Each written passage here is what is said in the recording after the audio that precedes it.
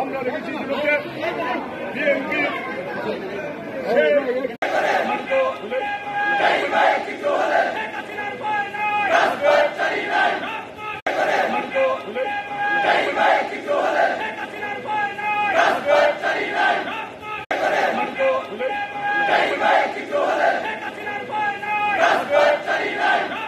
মানুষের জানমালের উপর আক্রমণ হয়, আওয়ামী লীগের নেতা কর্মী আমরা জীবন দিয়ে হলো প্রতিরোধ করে তুলব। আপনারা নিজেরা সাক্ষী, সাধারণ ছাত্ররা আপনার এই কাজ করতে পারে না।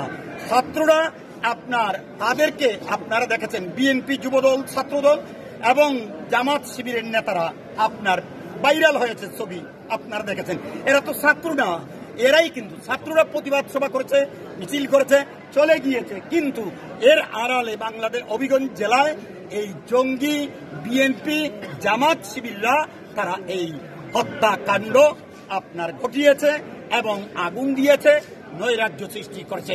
আপনারা দেখেছেন আওয়ামী লীগের অফিস যখন তারা জ্বালিয়ে দিয়েছে, তখনই কিন্তু হবিগঞ্জের সচেতন নাগরিক, আওয়ামী পরিবার পরিজনরা পাল্টা প্রতিশোধ নিয়েছে গতকালকে।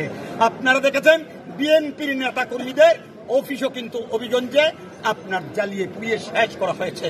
অতএব আমরা চাই না বিএনপির অফিস, বিএনপির নেতাদের বাড়িঘর অথবা বিএনপির ব্যবসা প্রতিষ্ঠান আওয়ামী লীগের নেতা কর্মীর দ্বারা আপনার আক্রান্ত হোক, আমরা এটা চাই না। আজকেও আপনার তা প্রমাণ আপনারা দেখেছেন, আপনারা নিজেরও সাক্ষী।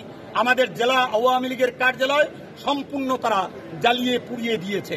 এই ক্ষয়ক্ষতি এখনো কিন্তু আমরা এই অফিসে ঢুকতে পারি নাই। আপনারা দেখেছেন এখনো কিন্তু পরিমাণ নির্ণয় করা সম্ভব হয় নাই। পরবর্তীতে যখন আমরা নির্ণয় করব তখন আপনাদেরকে জানাতে পারবো। তবে আপনাদেরও আমরা সহযোগিতা চাই। হবিগঞ্জের কোমলমতি ছাত্রদেরকে আপনারা মেসেজটা দেবেন, ছাত্রদের বিরুদ্ধে আওয়ামী লীগের কোনো আন্দোলন না, আপনার ছাত্রদের বিরুদ্ধে আমাদের কোনো সংগ্রাম না। তারা যেন তাদের শিক্ষা প্রতিষ্ঠানে ফিরে যায়, তাদের বাবা মা যেন তাদেরকে আপনার নিয়ন্ত্রণে নেয়, তাদেরকে ব্যবহার করে হবিগঞ্জে যেন গুলা পানিতে বিএনপি জামাত মাছ শিকার না করতে পারে, হবিগঞ্জের সচেতন নাগরিক।